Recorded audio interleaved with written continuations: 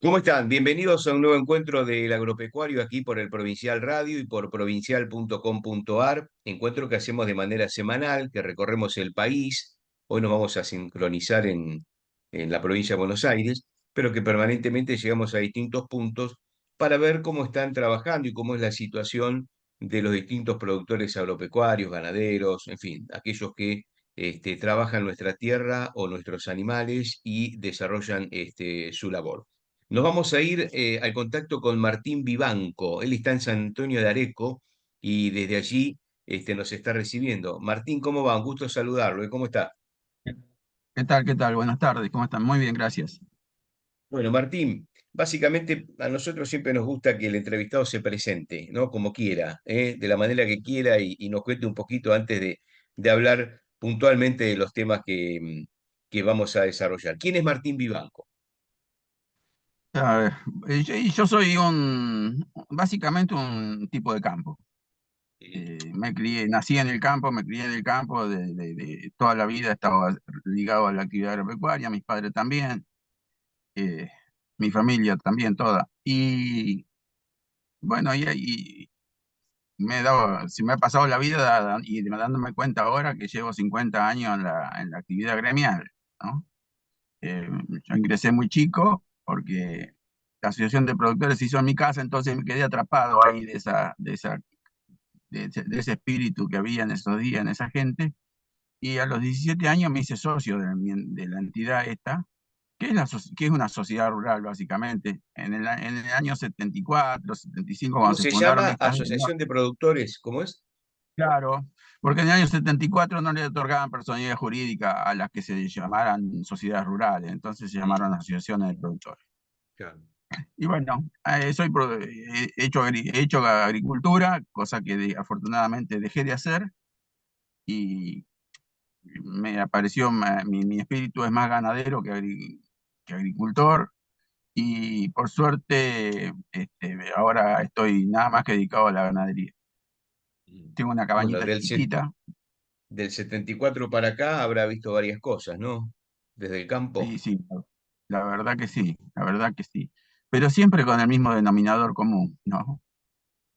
Eh, ¿Cuál es? Siempre con el mismo denominador común. Y los problemas del sector arrancan de hace mucho tiempo y básicamente la incapacidad de capitalizarse y de pretender que el capital, la capitalización del productor se canalice en empresas que tendrían que haber estado en manos del sector y no en manos de terceros, que se convirtieron en empresas subsidiarias, prebendarias, y que aprendieron rápidamente a vivir al calor del Estado.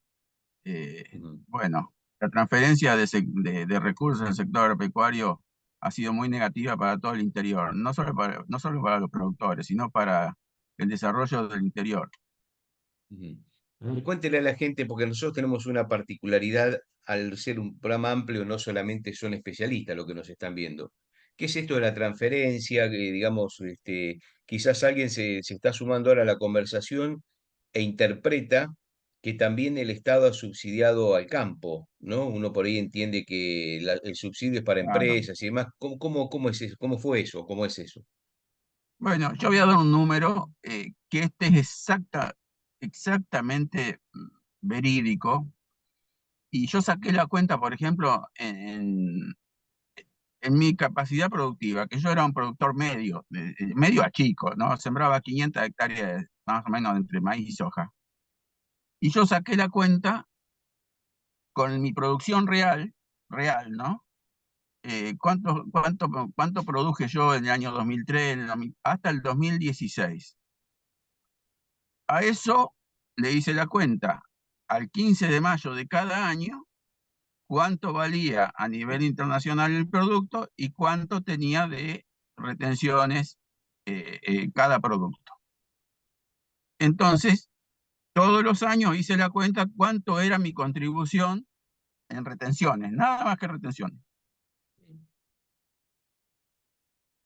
A ver, cuando ustedes y cualquiera de los oyentes escuche el número. Yo no tengo casa, por ejemplo, ¿no?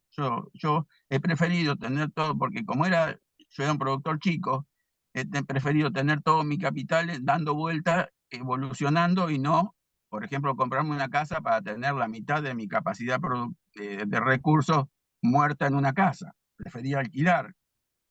Bueno, entre el 2003 y el 2016, yo sembrando más o menos esa cantidad de hectáreas, mi contribución en retenciones fueron 2.110.000 dólares. Yo me pregunto, ¿a dónde fue esa plata? ¿Dónde está? En el hospital de San Antonio no está. Las escuelas no las pueden ni pintar, ni tienen calefacción, ni cosas. Los caminos son un desastre. Las rutas provinciales son un desastre. Bueno, acá en la ruta provincial la arreglamos nosotros, porque como no viene plata, la arreglamos. Eh, rutas provinciales de tierra, prefiero. Sí, sí. Y y esa plata ha ido a otros lados, a mantener otras actividades. Y la verdad que el sector se ha descapitalizado. Esa es la transferencia de recursos. Cuando Hizo uno la ve, cuenta, hizo la cuenta de cuánto, no, si no, no me lo quiere decir, no me la diga, ¿no? Pero de cuánto ganó para que usted pague 2.110.000 dólares de retenciones, digo, o si no, dígamelo en un porcentaje, ¿no? Esos 2.110.000 dólares, ¿qué porcentaje es de lo que usted ganó entre el 2003 y el 2016, más o menos? mire, yo arranqué cuando tenía, porque antes del 2003 no había retenciones. Claro. Yo arranqué unos 10 años antes de eso, en el 2013. Arranqué en el 86, 87, cuando tendría 28, 30 años, y ahí no había retenciones. Y yo empecé sembrando 40, 50 hectáreas que agarré de un vecino y que con eso, y yo me capitalizaba si no ponía si no tenía que vivir de eso, si no tenía que vivir del campo, que me capitalizaba en un 15, 20% anual. Es decir, que Mm. yo podía alquilar, en vez de 40, podía alquilar 60 al año siguiente. Yo no se lo puedo poner el número, lo digo en cómo Sí, yo sí. consideraba mi forma de crecer. Y si ese año más o menos me iba bien, al año siguiente tenía una platita poniendo todo de vuelta para alquilar 80. Y así fui evolucionando. Podríamos decir que a un 15%, Mm. más o menos, más o Claro. menos. Ujú. Eh, pero el número de la contribución en retenciones ha sido fenomenal, fenomenal. Yo digo, pero a mí me parece que hacemos mal en hablar de retenciones solamente en el sector, ¿no?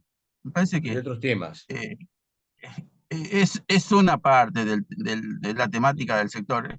El negocio agropecuario está estructuralmente roto para las empresas familiares. Ujú. Está estructuralmente roto porque no se puede poner a cielo abierto. Mire, si hiciéramos la cuenta de cuánta plata yo tendría que haber puesto hoy para sembrar esas 500 hectáreas que sembraba a 400.000 dólares, a $400 por hectárea son $200.000, ¿no? Algo así, Ujú. sí, sí. Sí. 400, son 200.000, $250.000 por hectárea. A cielo abierto, a esperar que venga, que el Santo Padre se acuerde de mandar el agua para juntar los 250.000 de vuelta o juntar la mitad, es un negocio de locos, la verdad. So- Somos unos kamikazes que estamos en un negocio y no nos damos cuenta bajo qué estructura productiva y bajo qué nivel de riesgo y de estado de indefensión muchas veces trabajamos. Y trabajan de No la se buena de puede. Dios, como se dice, ¿no? Porque Claro, sí, ustedes sí. invierten algo que a priori no tienen ni idea cómo va a salir. Es como que Nadie, van a apostar, nadie. ¿no? Es, Uno se es- imagina que va este, a apostar es y por ahí ganan como por ahí salen con los bolsillos vacíos, ¿no? es un pleno, un Claro, pleno. tal cual. No puede trabajarse así, no puede. Tampoco, bueno, al país puede ser que le dé lo mismo. ¿no? Porque alguien va a terminar sembrando el campo. Si no lo siembra Vivanco, lo va a sembrar otro, y si no va a venir un pool que lo va a sembrar. Pero socialmente para el interior no es lo mismo. Ujú. Es mejor acá, San Antonio de Areco es un pueblito, un partido muy chico, 80.000 hectáreas. Pero yo creo que es mucho, técnicamente se podría sembrar con 2 personas, con 2 pools San Antonio de Areco. Mm. Bueno, 2 pools que se irían, 2 tipos que vivirían en Buenos Aires, sacarían la cuenta, pagarían los servicios y harían. Bueno, Macanudo, sería un pueblo sin vida propia, sería un pueblo sin actividad intelectual propia, sería un pueblo sin gente que piense y esté preocupada por su hospital, por su iglesia, por su escuela, por su comunidad. Sería una estructura absolutamente distinta a la que hemos conformado hasta hoy, ¿no? Martín, el sector está roto, desde, como nos contaba, ¿no? Desde el punto de vista del productor familiar. Em, ¿Cómo se imagina el futuro? O en realidad, más que imaginarse, ¿usted qué ve del futuro, ya que nombra los pools de siembra, ya que nombra a aquellos que por ahí manejan los campos con una computadora desde una avenida ancha de la ciudad de Buenos Aires o quizás hasta de otro país? ¿Ese es el futuro? ¿En realidad quieren que ese productor se vaya o se vaya solito o la circunstancia lo vaya alejando? Bueno, mire, la década de 80 se decía que había 450.000 productores. Y el cambio tecnológico hay que entenderlo y hay que aceptarlo. Y es probable que no pudiera haber lugar para algunos que fueran improductivos, que no tuvieran ganas de laburar, que no se quisieran levantar temprano, y que el vecino que era más trabajador que él y que era más laborador y que era más emprendedor, al final le terminaba comprando el campo. Y a mí me parece que eso es bueno y es sano. Si Mm. uno no tiene ganas de trabajar, macanudo. Está claro que las reglas son así. Ahora, que no haya lugar para tanta gente. De la década del 80 a hoy pasamos de 450 a 250. Y bajo el sistema de plata de afuera del sector a trabajar en el sector que desplaza con números absolutamente inentendibles, ¿no? Acá hay alquileres de 20 quintales. 20 quintales es un número que no se puede sostener bajo ningún aspecto. No, no, no, no hay cuenta que resista eso. La única razón para entender esa cuenta es que alguien esté blanqueando plata. Y si se está blanqueando plata, debe ser o de la corrupción o debe ser de alguna actividad ilícita, que no sé, porque Claro. nadie desarrolla un negocio bajo esas características, así lo abierto para perder o para salir empatado o para... No hay otras razones. Claro. Martín, usted en el arranque decía, por suerte me pasé del sector agrícola al sector ganadero. ¿Por qué? Claro, porque la vaca es una cosa menos escandalosa en términos de número, pero es previsible. Lo que pasa que, y además contribuye al el equilibrio ecológico, el equilibrio que tanto está de moda ahora hablar del ambientalismo y de todo eso. Eh, la, la- Antes siempre fue históricamente 4 años de agricultura, 4 años de ganadería, 4 años, y así los nutrientes se reponían, la estructura del suelo se mantenía. Y eso se abandonó por la necesidad de los alquileres, de la presión sobre los campos para hacerlos productivamente. Acá hubo una carrera productivista que al sector, yo no sé si lo ha beneficiado. Acá hay muchos beneficiarios de este modelo productivista. Las empresas del sector. Mire, yo le voy a dar una idea, le voy a decir una cosa. El campo para sacar un artículo o una solicitada en algún diario de los principales, no tiene recursos, no tiene recursos propios. Las entidades no tienen recursos para sacar una solicitada de una hoja en un diario. Ahora, las 5 hojas del, del, del fascículo rural de los sábados está todo en manos de los proveedores de insumos. O sea, los que le venden, los que se quedan con un 0,5% del negocio haciendo alguna cosa, o el 1% o el 2%, eso tiene la capacidad económica para mantener la publicidad, ¿Y esos la- vendrán por el futuro del campo? y yo creo que esos, eh, antes el maíz valía $40 la bolsa, y era híbrido y no tenía el aporte transgénico, no tenía eso que había sido, este, que fue nueva, toda la incorporación de tecnología, pero hoy vale $250. Entonces, la verdad es que yo creo que estamos pagando una fiesta de, de- de un negocio que está planteado desde otros sectores, ¿no? Del sector agropecuario. El Tal sector cual. no ha tenido capacidad para decir cuál es el negocio que nosotros queremos desarrollar.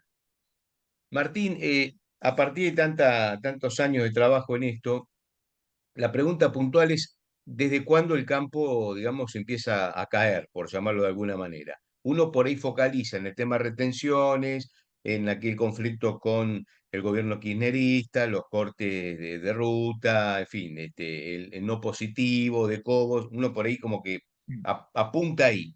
¿Pero viene desde ahí o viene desde antes? No, mucho antes, Bien. mucho Ujú. antes. Eh, para no irnos demasiado lejos, para no Sí. irnos demasiado lejos. A ver, yo he hecho el profesorado de historia, así que por eso hay veces que me voy demasiado y le pido No está bueno disculpas. porque Pero más si el vamos, campo es la historia del país. bueno, vamos un poco para atrás, no tanto. Vamos hasta cuando recuperamos la democracia, de ahí para acá, donde podemos Ujú. decir que teníamos, teníamos las puertas abiertas para todos ser partícipes de cómo desarrollamos el país, cómo desarrollamos el negocio. Yo creo que en esos años el campo perdió capacidad dirigencial, perdió estrategia dirigencial, dejó de tener eh, dirigentes con vocación de estadista. Empezó a haber esos dirigentes reclamadores de ingreso bruto, reclamadores del porcentaje, reclamadores de no me toquen la tasa vial, a ver, y dejamos de mirar la perspectiva del negocio y de la situación la conformación del negocio agropecuario dentro del país que estábamos viviendo o de la sociedad que vivimos. Entonces, tuvimos una incapacidad dirigencial para estar mirando en perspectiva el país, mirábamos la foto, no mirábamos la película. Todo eso ha tenido un nivel de decadencia como ha tenido toda la sociedad. Y hoy tenemos una dirigencia que está años luz de lo que yo cuando llegué a Carvap tenía 17 años. Eh, y yo me acuerdo que ahí había gente que hablaba con niveles de lucidez. Después, algunos tuvieron acción política, tuvieron vida política, pero ¿y qué hicieron en su acción política? Me parece que hay que analizarlo como políticos, pero como dirigentes gremiales del sector, era gente que hablaba de cómo estaba el país, de cuál era el rol del sector, qué el sector aceptaba, qué no aceptaba, qué pretendía, qué no pretendía, qué pretendía de la justicia, qué pretendía de la clase política, marcaba un horizonte, hablaba del futuro, hablaba de la perspectiva para el país, para el sector, para los ciudadanos, y hoy somos una clase de dirigente menoscabada, que no tenemos ninguna intención de discutir los temas profundos del país. Es más, ha pasado en estos días. Vamos de rodillas a hablar con el gobernador y cuando salimos de ahí, hay dirigentes que se dan por satisfechos porque el gobernador lo recibió. La verdad es que yo no he visto en mi vida un papelón semejante. Eh, y, y bueno, entonces, ¿qué es lo que pasa? Hay un problema una desconexión entre la dirigencia y la gente del sector. El productor agropecuario es un tipo muy jodido, porque es poco afecto a integrarse, poco afecto a las conversaciones, poco afecto a la discusión, porque no tiene hábito, o se enoja y se va, o no discute, o se queda callado. Me parece que ahí hay un problema educativo serio, y, y entonces también es difícil ser dirigente, ¿no? Porque uno agarra la bandera, mira para atrás y no hay nadie. Ahora, mucho más difícil es que haya gente si uno ve que hay una dirigencia que eh, está casi para decirle que está el ministro cómo está el café, no para ir a plantearle los problemas del sector. A mí me parece que Afina a la no. política, Y, más cerca de y más cerca de la son, política. Digo, esto se da mucho, no solamente en el campo, digo, muchos dirigentes gremiales, no digo todos, pero dirigentes gremiales de distintos sectores, que muchas veces cuando hay un reclamo salarial pareciera que le están cuidando el bolsillo al que va a pagar ese aumento claro, salarial que al que realmente representa, que es el que lo está pidiendo, ¿no? Digo un ejemplo del aumento salarial por nombrar una cuestión, hay bueno, muchísimas, ¿no? el recurso, ¿no? El Ujú. recurso por el que todo el mundo. Sí, es, es muy. A ver, cuando uno no ejerce un liderazgo, nadie va atrás del otro. A ver, Sí, es como en el fútbol. Eh, si uno no le propone a su equipo salir campeón, por lo menos en la intención, eh, y le dice, bueno, mire, vamos a tratar de no irnos al descenso. Bueno, los socios se quedan todos en la casa. Dice, yo con estos tipos, ¿a dónde?